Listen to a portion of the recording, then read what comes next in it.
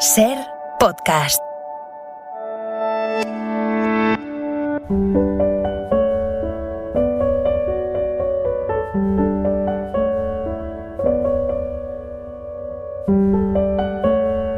Un libro, una hora. Dirigido por Antonio Martínez Asensio. Bienvenidos al podcast de Un libro, una hora. En este episodio os vamos a contar Tarzán de los monos, de Edgar Rice Burroughs. Edgar Rice Burroughs nació en Chicago en 1875 y murió en Los Ángeles en 1950. Es el autor de cerca de 70 novelas, entre las cuales está la serie de 24 novelas de Tarzán. En 1911 decidió probar fortuna con su primer relato, Bajo las lunas de Marte, una historia de ciencia ficción, cuyo protagonista es el héroe John Carter. Animado por el inesperado éxito, Burroughs escribiría también por entregas en 1912 el relato que lo lanzaría a la fama, Tarzán de los monos. En 1914 Burroughs publicó Tarzán de los monos en formato de libro. Hizo historia. Hasta la fecha, las novelas de Tarzán han vendido cerca de 50 millones de ejemplares, en más de 50 lenguas. Es una novela muy divertida, emocionante y muy sorprendente, llena de acción y de humor. Una experiencia única. Vamos allá. Supe de esta historia por alguien a quien no le correspondía contármela, ni a mí ni a nadie. No afirmaré que la historia sea cierta, dado que no fui testigo de los acontecimientos que describe. Sin embargo, el hecho de que para transmitírsela a ustedes haya bautizado con nombres ficticios a los personajes principales es muestra más que suficiente de la sinceridad de mi propia confianza en que pudiera ser verídica. Si no la consideran verosímil, al menos coincidirán conmigo en que es única, excepcional e interesante. Un joven noble inglés, John Clayton, Lord Greystock, recibe el encargo de llevar a cabo una investigación particularmente delicada de la situación en una colonia británica de la costa occidental africana, entre cuyos inocentes habitantes nativos otra potencia europea está reclutando soldados para sus tropas indígenas. Clayton es un hombre fuerte y viril en términos mentales, morales y físicos. Su estatura es superior a la media, sus ojos grises, sus rasgos regulares y fuertes, su porte el de una salud perfecta, robusta, resultado de años de formación militar. Recibió este nombramiento con una mezcla de euforia y consternación. El ascenso lo entendía recompensa, bien merecida por sus meticulosos y lúcidos servicios, así como un peldaño más hacia posiciones de mayor relevancia y responsabilidad. Sin embargo, por otra parte, llevaba apenas 3 meses casado con la honorable Alice Rutherford, y era la idea de trasladar a esta hermosa joven a los peligros y el aislamiento del África tropical lo que lo horrorizaba y lo afligía. Pero Alice insiste en que acepte el cargo, y una despejada mañana de mayo de 1888, Lord Greystock y Lady Alice zarpan de Dover rumbo a África. Un mes más tarde arriban a Freetown, donde fletan un pequeño velero, el Fuwalda, que les conducirá a su destino final. El Fuwalda es un mercante con una tripulación compuesta por la escoria del mar, asesinos y maleantes de toda raza y nacionalidad huidos de la horca. El capitán es despiadado con sus hombres. Un día, Lord Greystock impide que el capitán mate a uno de los marineros, y eso asegura a la pareja la supervivencia cuando se produce un motín. Pero los planes de los amotinados son dejar a Lord Greystock y a Alice en un punto cualquiera de la costa, junto a todas sus pertenencias. Pronto encuentran una ensenada para desembarcar. No había a la vista rastro de asentamientos humanos, pero que la zona podría con facilidad permitir la vida quedaba de manifiesto por la abundante presencia de aves y animales que los centinelas entreveían ocasionalmente desde la cubierta del Fuwalda, así como por los destellos de un riachuelo que desembocaba en la ensenada y garantizaba abundancia de agua dulce. Los Clayton han calculado residir probablemente entre 5 y 8 años en su nuevo hogar, así que llevan con ellos muchísimos enseres, algunos necesarios y otros de lujo. Cuando el Fuwalda se pierde de vista, Lady Alice se arroja en los brazos de Clayton y estalla en un inconsolable llanto. Clayton no intenta contener las lágrimas de su mujer, que está embarazada. John sabe que lo que tiene que hacer es trabajar y no pensar. Lo primero que hace es abrir la caja que contiene sus rifles y la munición, y luego se pone a buscar la ubicación del lugar donde dormirán la primera noche. A unos 100 metros de la playa había un pequeño espacio llano, bastante libre de árboles, y fue aquí donde decidieron que finalmente levantarían una casa permanente. Sin embargo, por el momento, ambos consideraron más apropiado construir una pequeña plataforma en los árboles, fuera del alcance de las fieras de mayor tamaño en cuyo reino se encontraban. Clayton selecciona 4 árboles que forman un rectángulo y, utilizando ramas largas de otros árboles, despliega un marco alrededor a unos 3 metros del suelo. Dispone otras ramas más pequeñas y muy apretadas unas contra otras, cubre esa plataforma con enormes hojas de oreja de elefante y sobre ellas extiende una gran vela doblada varias veces. 2 metros por encima construye una plataforma similar, más ligera, que hace de tejado, y desde sus laterales suspende las demás velas para que sirvan de paredes. Las horas restantes de luz las dedica Clayton a construir una burda escalera por la que Lady Alice pueda encaramarse a su nuevo hogar. Ven muchos pájaros exóticos, pero no animales mayores. Sin embargo, cuando ya están en su camarote aéreo, Alice cree ver a un hombre. Clayton ve una gran silueta erguida en la cima de la colina, pero no sabe qué es. Apenas habían cerrado los ojos cuando el aterrador rugido de una pantera resonó en la selva que tenían a sus espaldas. Más y más se acercó hasta que pudieron oír a la gran bestia justo debajo de ellos. Durante 1 hora o más la oyeron olfatear y clavar las garras en los árboles que sostenían su plataforma, pero finalmente se alejó cruzando la playa, donde Clayton pudo verla con claridad, iluminada por la brillante luna. Una fiera enorme y hermosa, la más grande que jamás hubiera visto. A la mañana siguiente, después de desayunar, Clayton empieza a trabajar en su casa. La tarea es ardua y requiere gran parte del mes, aunque únicamente construye una pequeña habitación. Levanta su cabaña con pequeños troncos de unos 15 centímetros de diámetro, sellando los resquicios con arcilla que encuentra bajo tierra. En un extremo construye una chimenea. En el hueco de la ventana trenza pequeñas ramas de tal modo que forman una reja contundente capaz de resistir las acometidas de un animal corpulento. Se empeña especialmente en hacer una puerta muy sólida, con un cierre especial. Por las noches, grandes fieras gruñen y rugen alrededor de su diminuta cabaña, pero pronto les prestan poca atención y duermen profundamente la noche entera. En 3 ocasiones vislumbran fugazmente grandes siluetas similares a las de un hombre, como aquella de la primera noche. Pero es una tarde cuando John ve de cerca al hombre bestia. Se aproximaba a través de la selva en posición semierguida, apoyando cada cierto tiempo los puños cerrados en el suelo. Un gran simio antropoide que, conforme avanzaba, emitía profundos gruñidos guturales y algún ocasional ruido como el de un ladrido grave. Clayton se encontraba a cierta distancia de la cabaña. Se había alejado para talar un árbol. Había dejado los rifles y los revólveres en la pequeña choza, cuando vio al gran simio que se avanzaba en tromba cruzando la maleza, derecho por él, y desde una posición que prácticamente le impedía toda huida, recorrió la espalda de arriba abajo un vago estremecimiento. Da media vuelta y corre hacia la cabaña gritando para advertir a su mujer que cierre la enorme puerta. Alice está sentada a cierta distancia de la cabaña y cuando oye el grito de su marido, levanta la vista y ve al primate acelerar para dar alcance a Clayton. El simio es un gran macho de unos 150 kilos. Por encima del hombro de la bestia, Clayton ve la puerta de la cabaña, a menos de 20 pasos de distancia. Una gran oleada de espanto y miedo se apodera de él cuando ve a su joven mujer emerger armada con uno de los rifles. El simio desarma a Clayton de un solo golpe, pero antes de que los colmillos se claven en su garganta, se oye una cortante detonación y una bala se abre paso entre los hombros del simio. Después de lanzar a Clayton al suelo, la bestia se volvió hacia su nuevo enemigo.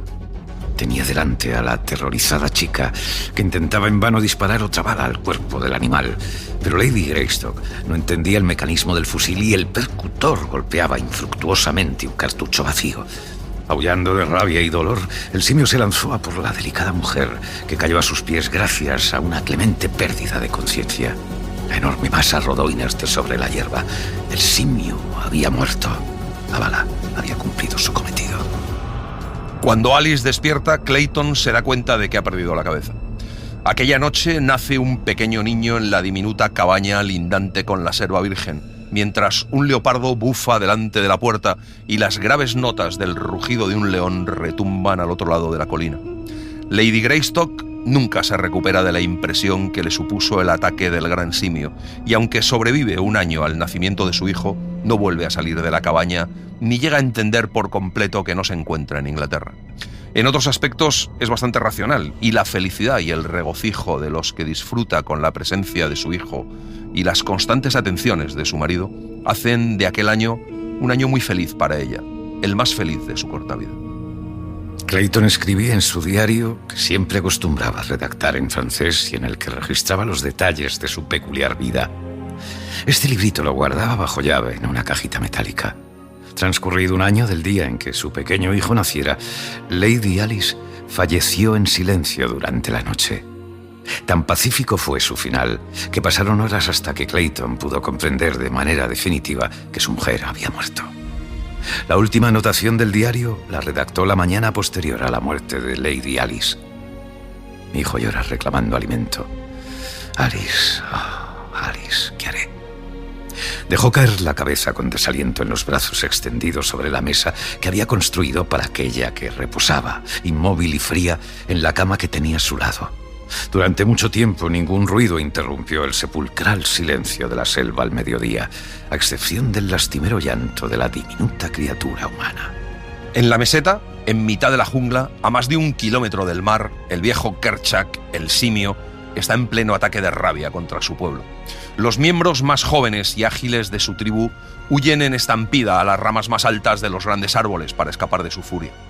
Avista entonces a Kala, que de regreso de recolectar comida con su cría, ignora el estado de humor del poderoso macho. Cuando se da cuenta, Kala trata de huir con un vertiginoso salto al vacío entre un árbol y otro. Consigue agarrarse a una rama, pero su cría cae al suelo, 10 metros más abajo, y muere. La tribu de antropoides que gobierna Kerchak con mano de hierro está compuesta por 8 familias, cada una de ellas integrada por un macho adulto con sus mujeres y sus crías. Kala es la hembra más joven de un macho llamado Tublat. Cuando la tribu percibe que la furia de Kerchak ha remitido, reanuda sus ocupaciones. 1 hora después, Kerchak los convoca y todos parten en dirección al mar. Fue poco después del mediodía cuando llegaron a una colina que se asomaba a la playa, donde a sus pies descansaba la pequeña cabaña que Kerchak tenía por objetivo. Había visto a muchos de su especie encontrar la muerte con el estruendo del palito negro que manipulaba el extraño simio blanco que vivía en aquella extraordinaria guarida, y había adoptado la burda resolución de hacerse con ese artilugio custodio de la muerte y explorar el interior de la misteriosa madriguera. Aquel día no hay rastro del hombre en los alrededores y la puerta de la cabaña está abierta. Kerchak se asoma dentro. A su espalda van 2 machos y detrás de ellos Kala, que aprieta con fuerza el pequeño cuerpo muerto de su cría contra su pecho. En ese momento John Clayton se incorpora dando un respingo y ve delante de ellos a Kerchak, que le ataca. Cuando Kerchak suelta el cuerpo lacio de John Clayton, dirige su atención a la pequeña cuna, pero Kala se le adelanta y agarra al niño, y antes de que Kerchak pueda interceptarla, escapa por la puerta y se refugia en lo más alto de un árbol. Al tiempo que cogía al pequeño hijo de Alice Clayton, Kala dejó caer el cadáver de su propia cría en la cuna vacía. El llanto de la criatura viva había despertado la llama universal de la maternidad que el salvaje pecho de Kala albergaba de un modo que su hijo muerto era ya incapaz. En las alturas de un vigoroso árbol, acunó al inconsolable niño contra su pecho, y pronto el instinto, tan dominante en esta feroz hembra como en el seno de su tierna y hermosa madre, el instinto del amor maternal, se abrió paso en el entendimiento a medio formar de la pequeña cría humana que se tranquilizó. Es el hambre la que salva la distancia entre ambos, y el hijo de un lord inglés y de una dama inglesa se amamanta en los pechos de Kala, la gran simia. Mientras tanto, Kerchak está explorando el rifle. No consigue saber cómo funciona hasta que aprieta el gatillo con el dedo por casualidad y estalla un rugido ensordecedor en la pequeña habitación. Los monos salen huyendo y Kerchak sale por la puerta con el arma en la mano, y es el propio rifle el que se engancha y cierra la puerta de un portazo. Los simios ya no pueden volver a abrirla. Kala no había pisado tierra ni una sola vez con su pequeño bebé adoptado. Pero Kerchak le ordenó entonces que bajara con los demás, y puesto que no había un solo matiz de rencor en su voz, se descolgó veloz de una rama a otra y se incorporó al grupo en el camino de vuelta a casa. Aquellos monos que intentaron echar un vistazo al bebé tan raro de Kala fueron rechazados con colmillos al aire y gruñidos graves en tono de amenaza, acompañados por las palabras de advertencia de Kala. Es como si supiera que su bebé es frágil y delicado. Abraza desesperada con una mano al nuevo bebé, sosteniéndolo con fuerza contra su pecho, y las delicadas manos de la criatura agarran el largo pelo negro de la mona. Kala cuida con ternura de su niño abandonado, preguntándose por qué no gana fuerza y agilidad como los monitos de otras madres. Transcurre cerca de un año hasta que puede andar solo, y cuando de trepar se trata todavía es muy torpe. Le han llamado Tarzán, que significa piel blanca. En su primera infancia, Tarzán ha aprendido a trenzar cuerdas, retorciendo y atando hierbas altas. Aprende a ligar burdos lazos y nudos corredizos. Un día Tarzán lanza su cuerda a uno de los compañeros de juego sin soltar el extremo contrario. El lazo cae en el cuello del mono, que huye y se ve frenado en seco de forma repentina y sorprendente. Y así, Tarzán aprende el arte del lazo. Se plantea que si es capaz de atrapar a sus compañeros, tal vez podría hacer lo mismo con Sabor, la leona. Las andanzas de la tribu llevaban a sus miembros con frecuencia a las inmediaciones de la cabaña cerrada y muda vecina al puerto natural. Para Tarzán, la choza era siempre fuente de inagotable misterio y placer. Miraba por las ventanas veladas por cortinas o, escalando el tejado, se asomaba a las oscuras profundidades de la chimenea en un esfuerzo vano por desentrañar las desconocidas maravillas que ocultaban aquellas robustas paredes. Hasta que un día, manipulando la puerta, consigue abrirla. Ve los 3 esqueletos. Examina muchas cosas minuciosamente. Extrañas herramientas y armas, libros, papeles, prendas de ropa. Abre baúles y armarios y descubre, entre otras cosas, un fino cuchillo de caza con cuya afilada hoja se corta en el dedo. En un armario lleno de libros se encuentra uno ilustrado con dibujos de colores brillantes. Es una cartilla de lectura para niños. Los dibujos le interesan mucho. Hay muchos simios con caras parecidas a la suya y en la M unos cuantos monos pequeños. Es su primer contacto con las letras del alfabeto. Cuando llega la noche, sale, cierra la puerta de nuevo y se lleva el cuchillo. Apenas ha dado una decena de pasos en dirección a la jungla cuando, saliendo de las tinieblas, se encuentra de frente con Bolgani, el gorila gigante. Está tan cerca que no puede escapar. Se da cuenta de que tendrá que luchar por su vida. Desconoce el miedo y planta cara al gorila de frente. Tarzán golpeó aquel enorme cuerpo con los puños cerrados, de un modo tan fútil como habría sido el de una mosca atacando a un elefante. Sin embargo, en una mano todavía agarraba el cuchillo que había encontrado en la cabaña de su padre, y cuando el animal, que golpeaba y mordía, se abalanzó sobre él, el niño orientó accidentalmente la punta hacia la peluda bestia. Cuando la hoja se hundió profundamente en su cuerpo, el gorila gritó de dolor y de rabia. El niño había aprendido en ese breve segundo la utilidad de su afilado y brillante juguete, por lo que cuando la bestia que lo golpeaba y lo desgarraba lo arrastró al suelo, clavó la hoja repetidamente y hasta la empuñadura en el pecho de su enemigo. El gorila le pega unos terribles golpes con la mano abierta y le desgarra al niño el cuello y el torso con sus poderosos colmillos. Tarzán rueda exánime sobre la vegetación. Allí le encuentra a Kala poco después y a su lado, muerto y rígido, el gran gorila macho. Con ternura, Kala lo cuida durante días, lamiendo sus heridas, lo único que puede hacer. Al cabo de lo que al pequeño convaleciente le parece una eternidad, es capaz de caminar de nuevo y desde ese momento su recuperación se acelera, tanto que en un mes está ya fuerte y activo como nunca. Lo primero que hace es recuperar el cuchillo y regresar a la cabaña. Vuelve a ver la cartilla de lectura y se fija en aquellos insectos tan peculiares que aparecen debajo de cada dibujo. Empieza a relacionar la forma de las letras con los dibujos y, aunque es una tarea que puede parecer imposible, aprende a leer sin la más mínima idea de lo que son las letras ni el lenguaje escrito, sin tan siquiera la más remota noción de que algo así existe. No lo logra en un día, en una semana, ni en un mes, tampoco en un año, sino poco a poco, muy lentamente. Alcanzados los 17 años, ha aprendido a leer y comprende la verdadera y sorprendente finalidad de los pequeños insectos. Tarzán ocupaba una posición peculiar en la tribu. Parecían considerarlo uno de ellos, y al mismo tiempo diferente en cierto modo.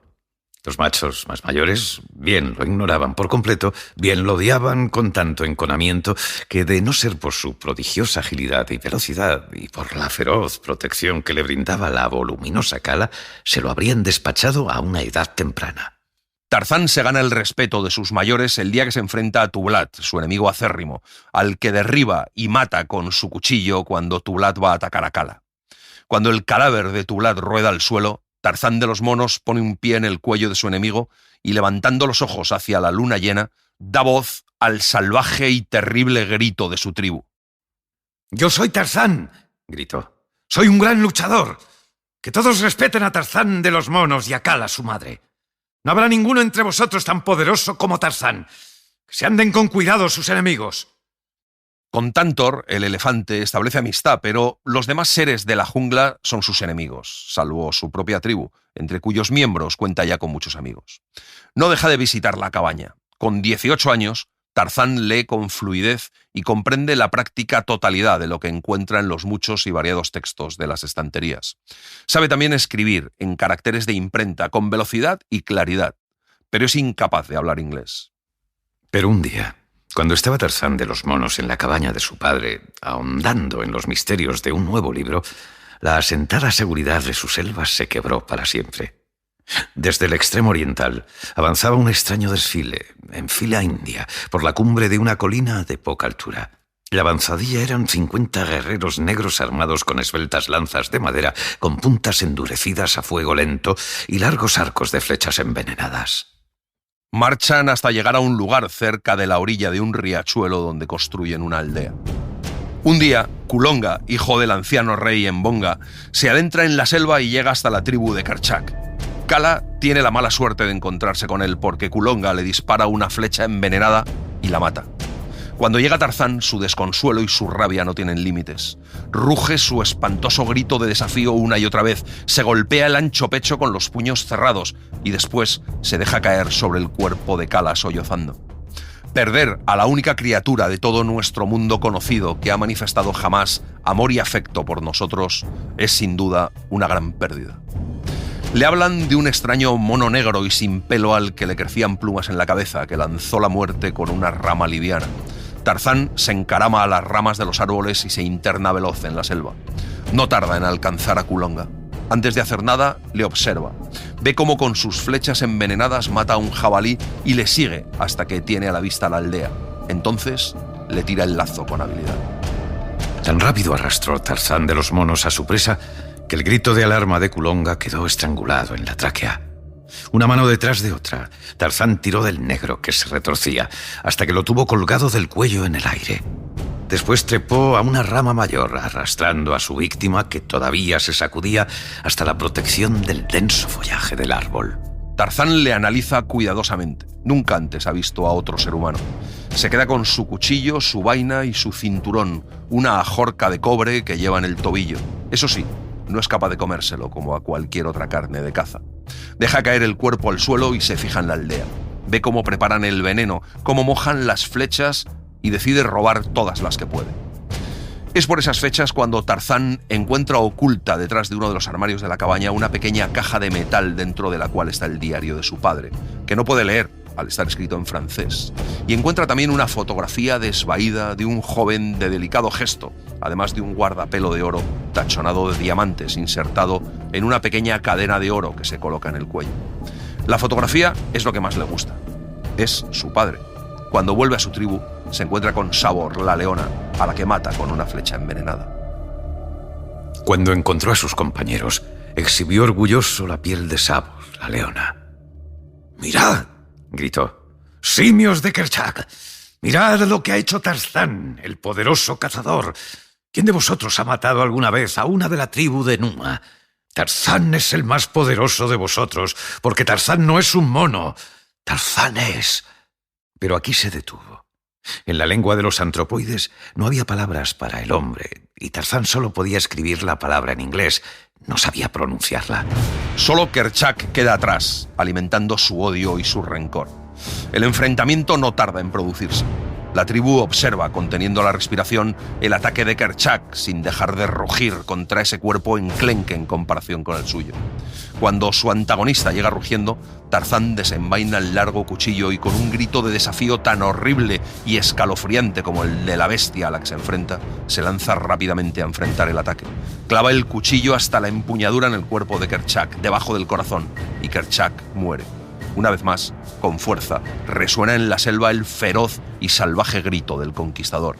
Y así se hace el joven Lord Greystock con el reinado de los monos. Burroughs tiene un talento del que pocos escritores disponen. Es capaz de describir la acción gráficamente. En términos de acción, Tarzán es excelente. Además, hay algo primario en el atractivo del Tarzán de 1914, que todavía puede sostenerse como figura de fantasía. A su modo inocente, la leyenda de Tarzán nos devuelve a ese Edén en el que, libre de ropa y de las inhibiciones de una sociedad opresiva, un hombre puede no solo perdurar, sino prevalecer. Tarzán es la clásica encarnación del sueño, capaz de ofrecer al soñador una holgada sensación de dominio de un mundo que reduce al individuo cada vez en mayor medida. Pero Tarzán se cansó cuando descubrió que la corona implicaba la limitación de su libertad. Añoraba la pequeña cabaña y el mar acariciado por el sol, el fresco interior de ese hogar bien construido y las inagotables maravillas de los numerosos libros. Conforme ganaba edad, descubría que se distanciaba de su tribu. Sus intereses eran muy dispares. Y un día decide marcharse. Lo único que quiere es encontrar a otros hombres blancos como él. Pone rumbo al oeste y a la costa. Cuando Tarzán tiene a la vista la playa en la que se levanta la cabaña, sus ojos se topan con un extraño e inusual espectáculo. En las plácidas aguas de la bahía flota un gran barco y en la playa se ha detenido un pequeño bote. Pero lo más maravilloso de todo es que un grupo de hombres blancos como él se mueve entre la playa y su cabaña. Tarzán ve que aquellos hombres se parecen en muchos aspectos a los de sus libros ilustrados. Se acerca a hurtadillas a través de los árboles hasta que está bastante cerca. Son 10 tipos morenos, tostados por el sol y de aspecto malvado. Discuten entre ellos y el hombre más bajo dispara y mata a uno muy grande. Por un momento, todos se quedan mirando al hombre pequeño de expresión malvada y al gigante muerto sobre la playa. Entonces, uno de ellos suelta una risotada y da un palmetazo en la espalda al pequeño. Luego vuelven a irse y poco después se acercan más barcas cargadas de cajas. Tarzán descubre que han entrado en la cabaña y lo han revuelto todo, así que decide escribir una nota y dejarla clavada en la puerta. En los botes vienen unos 15 marineros. El resto de la partida era de una catadura diferente. Uno era un anciano, de cabello blanco y con grandes anteojos con montura. El segundo miembro del grupo, que pisó tierra, era un joven alto con pantalones blancos de drill, y a su misma espalda lo seguía otro anciano con la frente muy despejada y un comportamiento muy quisquilloso y nervioso. Después descendió una enorme negra, vestida como Salomón en lo que a colores se refiere. El último miembro del grupo en desembarcar fue una chica de unos 19 años. La nota de la puerta dice: «Esta es la casa de Tarzán, cazador de bestias y de muchos hombres negros. No estropeen las cosas que son de Tarzán. Tarzán vigila». Firmado Tarzán de los monos. Todos se quedan muy sorprendidos. Los recién llegados son el profesor Arquímedes Q. Porter y su hija Jane Porter, y Samuel Philander, su secretario y asistente, además de una mujer negra llamada Esmeralda. El joven es el señor William Cecil Clayton. Los marineros se han amotinado en el Arrow y han asesinado a los oficiales. El profesor Arquímedes Q. Porter y su asistente se internan en la selva para explorar la zona y se pierden. Clayton decide ir a buscarles y Esmeralda y Jane se meten en la cabaña. Pronto la chica descubrió que la puerta estaba equipada con una pesada barra de madera en el interior, y después de varios intentos, la fuerza combinada de las dos mujeres les permitió encajarla en su lugar por primera vez en 20 años. Se sentaron entonces en un banco, abrazadas la una a la otra, a esperar. Tarzán lo observa todo muy sorprendido. Sigue de árbol en árbol a Clayton, que cada vez se interna más en la selva y le termina salvando del ataque de un león. Clayton ve ante sí a la encarnación de la perfección física y la fortaleza de los gigantes. Ante sus ojos tiene la figura de un joven desnudo, salvo por un taparrabos y unos cuantos adornos propios de bárbaros en los brazos y las piernas. Clayton se dirige a él en inglés, pero no logran entenderse. Mientras, las dos mujeres luchan contra una leona que pugna por entrar en la cabaña por la ventana. Y está a punto de conseguirlo cuando llega Tarzán y lucha con la leona hasta matarla. Por último, Tarzán se va a buscar al profesor y a su ayudante, que están absolutamente perdidos en la selva. Y mientras todo esto ocurre, los amotinados del Arrow desembarcan suministros de comida para los que van a abandonar. Y lo que es más importante para ellos, desembarcan un pequeño tesoro en un cofre que entierran cerca de la playa. Tarzán les ve y cuando se van, lo desentierra y lo entierra en otro lugar.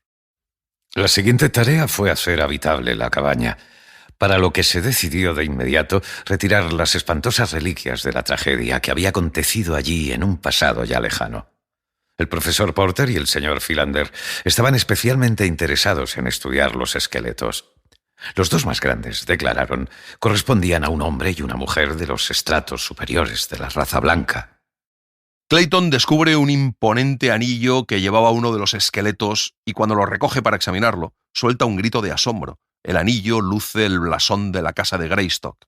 Clayton es el actual heredero de la casa Greystock.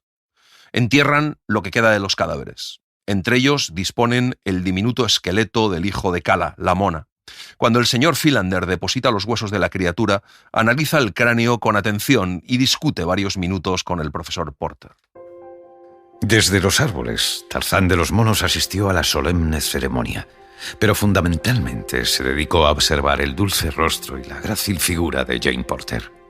En su salvaje pecho, sin educación, se agitaban nuevas emociones. Incapaz era de desentrañarlas. No entendía por qué le suscitaban tanto interés a aquellas personas. ¿Por qué se había tomado tantas molestias para salvar a los tres hombres? Los hombres eran, desde luego, estúpidos, ridículos y cobardes. Pero la chica... Ay, esta era una cuestión diferente. No era la razón la que lo guiaba. Sabía que ella había sido creada para ser protegida y que él había sido creado para protegerla. Tarzán vigila a Jane. Ve que la cabaña ha sido dividida en dos habitaciones. En la delantera están los tres hombres. Tarzán busca la otra ventana. Allí está la chica escribiendo en la mesa. Toda una hora se regala la vista a Tarzán con la chica. Anhela hablar con ella, pero no se atreve a intentarlo.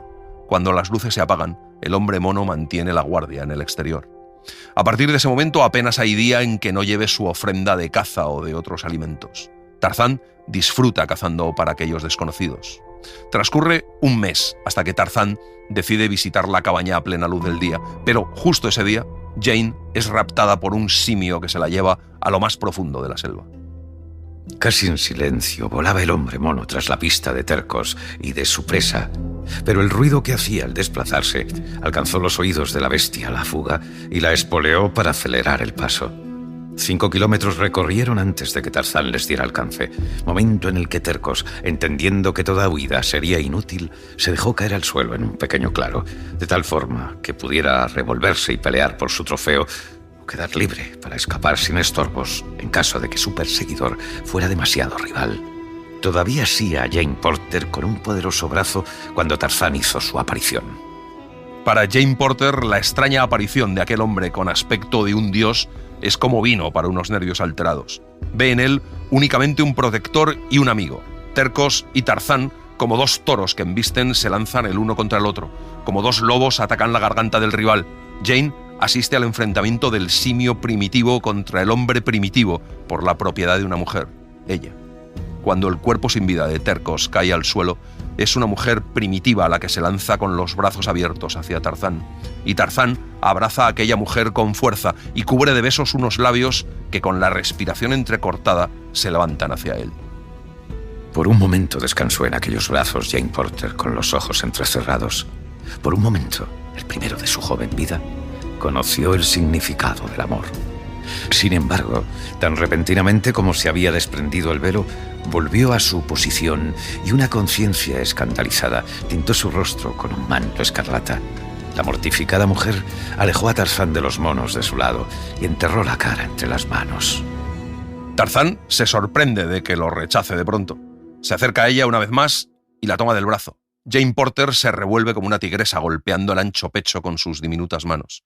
Tarzán es incapaz de comprender. Un momento antes, su objetivo era devolver a toda prisa a Jane Porter con sus compañeros, pero Tarzán ha sentido un cuerpo cálido y ágil apretarse contra el suyo, el aliento caliente y dulce posado en su mejilla y en su boca, unos labios perfectos aferrados a los suyos.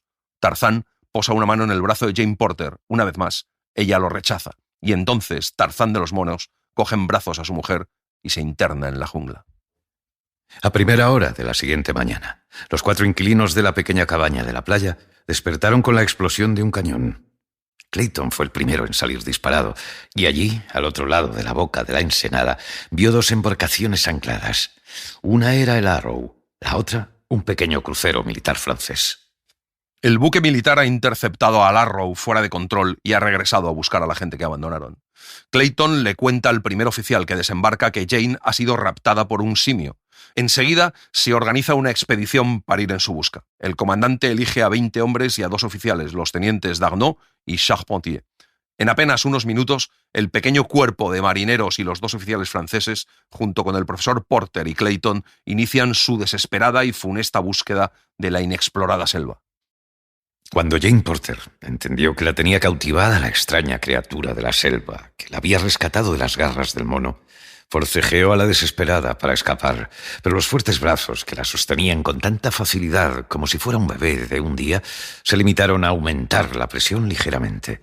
Siendo así, poco después abandonó el inútil esfuerzo y se dejó llevar en silencio, mirando a través de los párpados medio cerrados el rostro del hombre que se desplazaba con facilidad por la enmarañada fronda llevándola en brazos. Jane no tiene miedo, tal vez porque nunca en toda su vida ha estado más segura que en brazos de aquella criatura fuerte y salvaje, llevada a las profundidades cada vez mayores de la agreste fortaleza de la selva indómita. De alguna forma está segura de que nunca le hará daño. Al fin, Tarzán se deja caer con suavidad en la hierba de un claro en el que los grandes simios celebraban sus consejos. Una sensación de pacífico sueño se apropia de Jane Porter cuando se deja caer en la hierba. Tarzán sube a los árboles y desaparece. Vuelve al poco rato con los brazos cargados de fruta madura y sabrosa.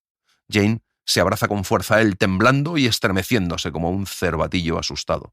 Tarzán le acaricia la suave melena e intenta consolarla y tranquilizarla. Aprieta ligeramente los labios contra su frente y Jane Porter ya no se mueve, sino que cierra los ojos y suspira. La joven es incapaz de discernir sus sentimientos. Las últimas horas le habían enseñado a confiar en aquella extraña criatura salvaje de la jungla, como lo habría hecho con muy pocos de los hombres que conocía. Cuando valoró la extrañeza de todo aquello, empezó a abrirse paso en ella la conciencia de que había aprendido, posiblemente, algo que nunca había conocido en realidad anteriormente: el amor. Sopesó esta idea y sonrió. Comen fruta y luego intentan comunicarse, sin éxito. Tarzán prepara una especie de refugio para pasar la noche. Entonces Jane ve el guardapelo de diamantes que cuelga del cuello de Tarzán. Tarzán se lo da. El guardapelo se abre y dentro hay 2 retratos. Tarzán, que no lo sabía, los mira con sorpresa e interés. Luego coloca la joya en el cuello de Jane. Jane entra en el refugio y se tumba dentro. Y Tarzán se estira en el suelo, en la entrada. Así los encuentra el sol por la mañana. Después de desayunar, Tarzán lleva a Jane hasta el claro cerca de la cabaña. La chica se acercó a él mirándolo con ojos suplicantes. Por algún motivo no podía soportar la idea de que regresara solo a la terrible jungla. Tarzán volvió a negar con la cabeza y finalmente la trajo hacia sí con mucha suavidad y se inclinó para besarla, pero primero la miró a los ojos y esperó a ver si aquello la agradaba o si lo rechazaría. Solo un instante dudó la chica, que entendió la situación, y arrojándole los brazos al cuello, atrajo hacia sí la cabeza de Tarzán y lo besó, sin pudor. Te quiero, murmuró.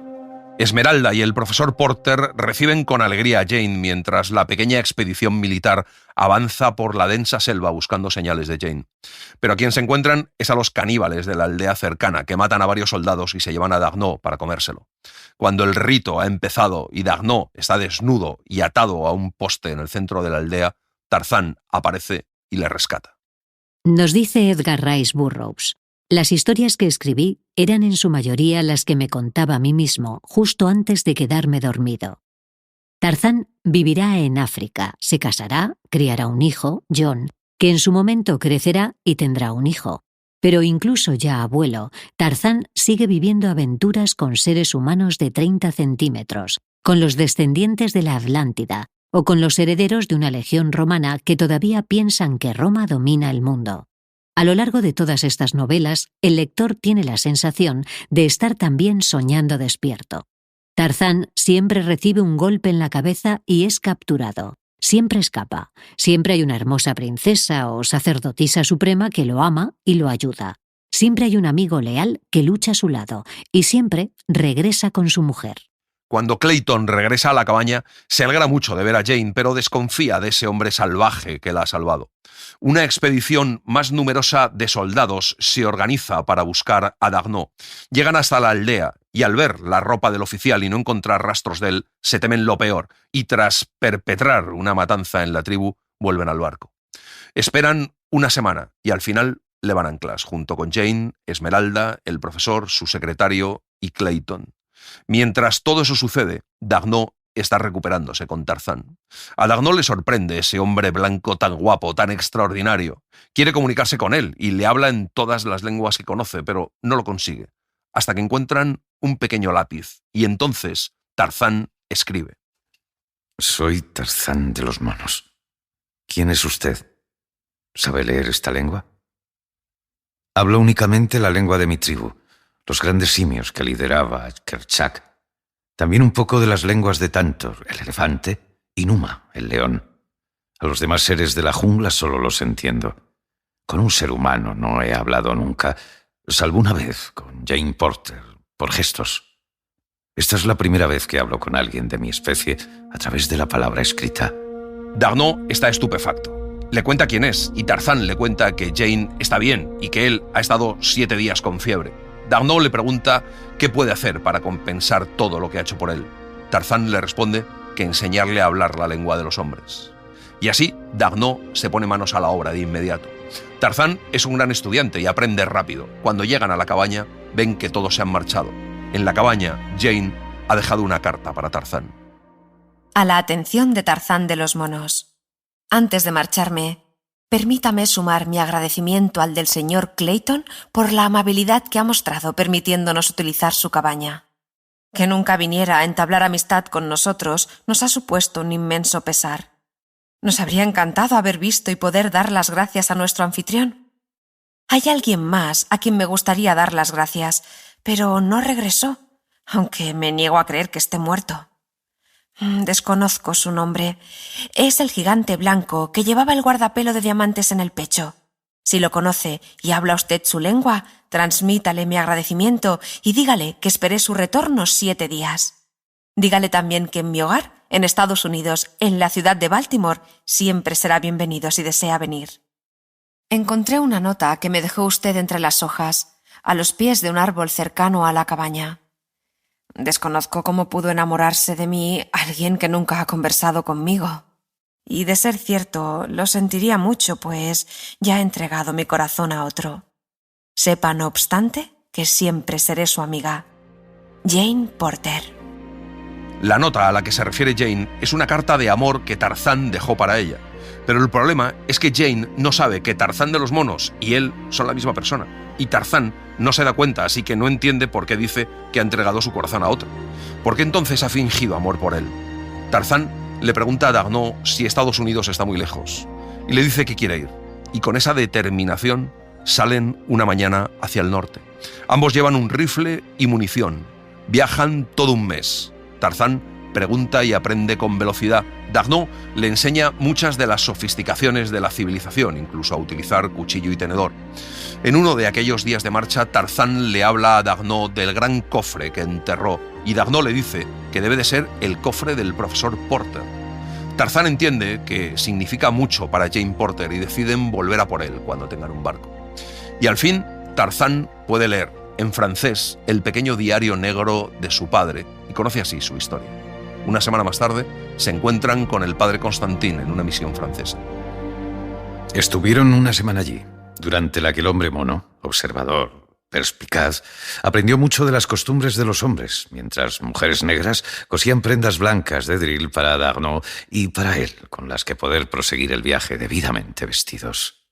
En cuanto puede, Dagnó envía un telegrama a su gobierno para informar de que se encuentra a salvo y a sus banqueros para solicitar fondos.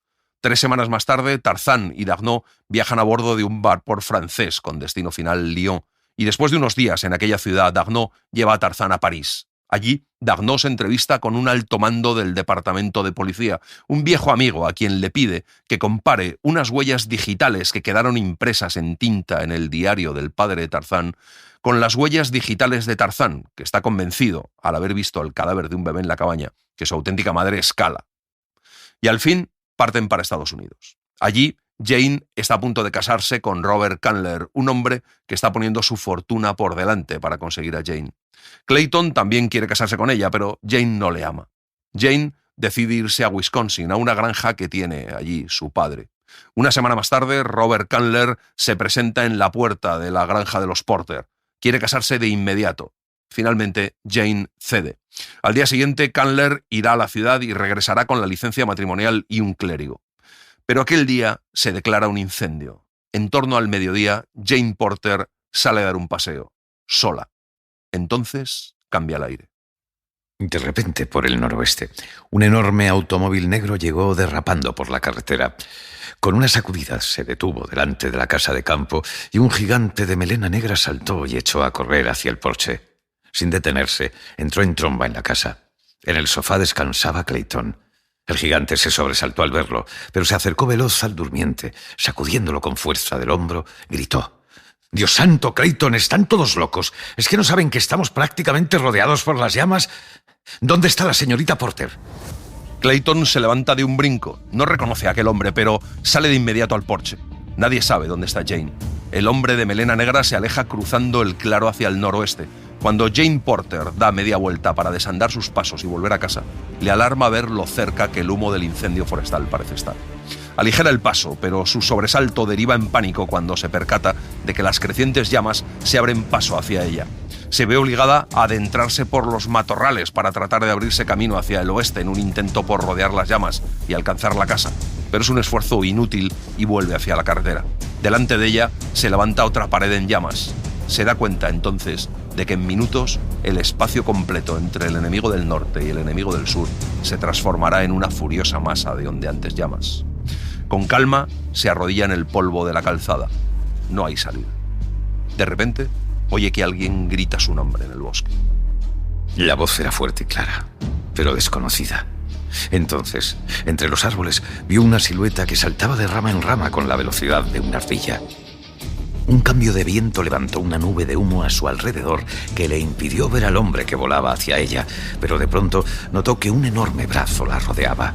La levantó en peso después y a continuación, ya en movimiento, sintió la caricia del viento y el ocasional arañazo de una rama. Abrió los ojos. A mucha distancia de sus pies estaba la maleza y la dura tierra. A su alrededor vio el ondulante follaje del bosque. De árbol en árbol se movía la gigante silueta que la llevaba en brazos, y a Jane Porter le pareció estar reviviendo en sueños la experiencia en aquella lejana selva africana. Mira de reojo el rostro pegado al suyo y de sus labios escapa un gritito ahogado y asustado. «Es él, mi hombre», murmura. Sí, tu hombre, Jane Porter. Tu hombre salvaje y primitivo salido de la selva para reclamar a su pareja. La mujer que huyó de él. Jane dice que no huyó, que esperó su regreso toda una semana. Ya han alcanzado un punto más allá del fuego. Uno al lado del otro caminan en dirección a la casa. Entonces él le dice su nombre. Y ella entiende que Tarzán y él son la misma persona. Y Tarzán también entiende la carta. Suben al coche de Tarzán para ir a buscar a su padre y a Clayton. Tarzán pregunta a Jane por qué va a casarse si le ama a él. Jane, llorando, le dice que ya está comprometida. Y luego le explica que su padre le debe dinero a Candler. Está hecha un lío. Se da cuenta de que en el fondo no sabe nada de Tarzán. Duda que pueda tener algo en común con un hombre cuya vida ha transcurrido en las copas de los árboles en África. No sabe si Tarzán podrá situarse alguna vez en su esfera social. Y al final le dice que él será más feliz sin ella, que la civilización le resultará irritante y en poco tiempo añorará la libertad de su antigua vida. Creo entenderte, respondió Tarzán con sosiego.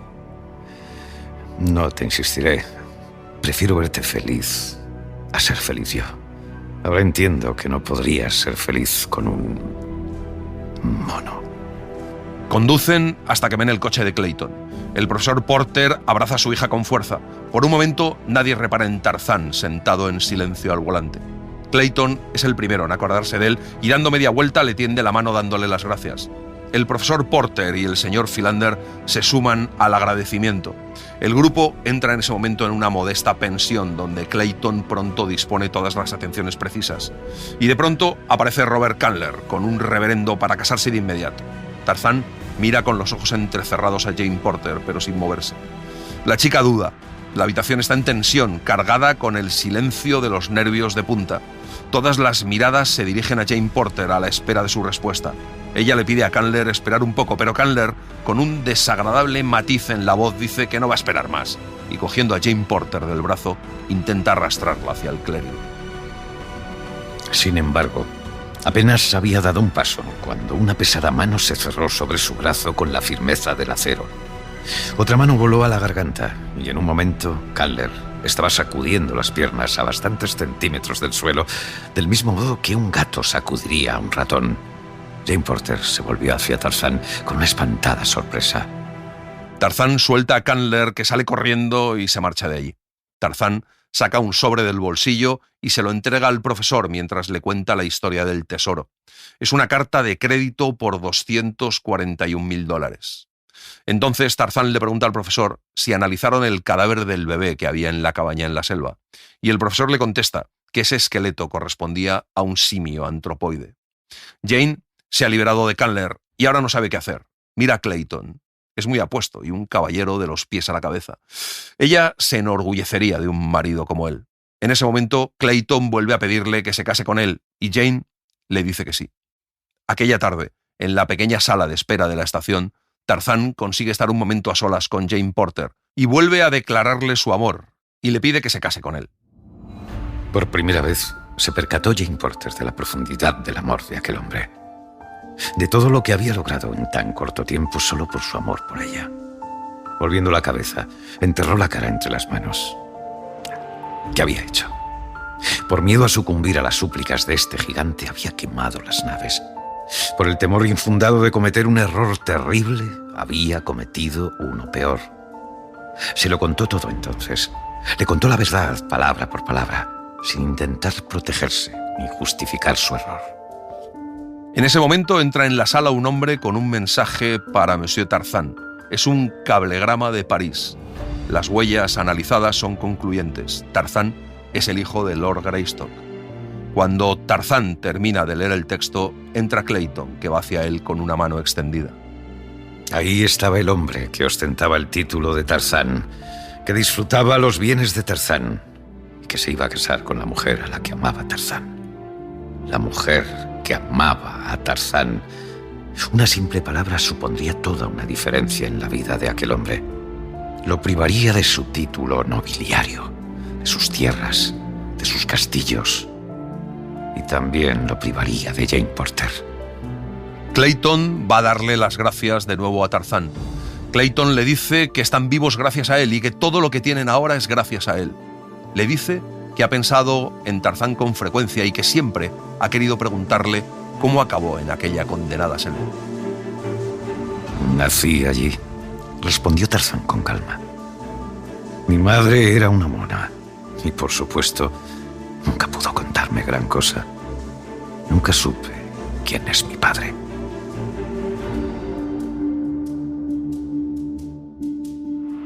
Y así les hemos contado Tarzán de los monos, de Edgar Rice Burroughs.